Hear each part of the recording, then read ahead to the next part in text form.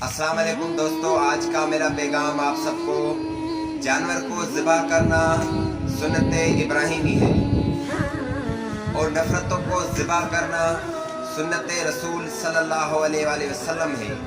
दोस्तों, इस बात को थोड़ा समझें। जिन लोगों को अल्लाह ने तौफीक दी है जानवर की कुर्बानी करने की, वो अगर कुर्बानी के साथ ही किसी भी रिश्तेदार से अगर वो नफ़रत करते हैं या किसी दोस्त से या किसी पड़ोसी से नफ़रत करते हैं किसी भी वजह से, जानवर को ज़िबा करने के साथ नफ़रतों को भी ज़िबा कर दें और मोहब्बत को बांटें। यही कुर्बानी का असल मकसद है।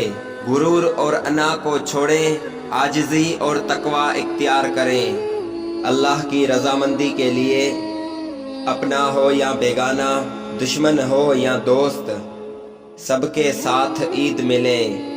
और दोस्तों, मेरी तरफ से आज पूरी दुनिया में जहाँ जहाँ भी ईद उल अज़हा मनाई जा रही है, उन सबको दिल की गहराइयों से ईद की मुबारक हो। अल्लाह से दुआ करता हूँ, अल्लाह हम सबको ईद की खुशियाँ नसीब करे। अल्लाह, हम तुझसे दुआ करते हैं इस ईद का हम पर ऐसा असर हो, हमारे दिलों से नफ़रत हमेशा हमेशा के लिए ख़त्म हो जाए, हमारी दिलों में मोहब्बतें पैदा हो जाएं, गिले और शिकवे ख़त्म हो जाएं, इखलाक किरदार रवैया बेहतर हो जाए।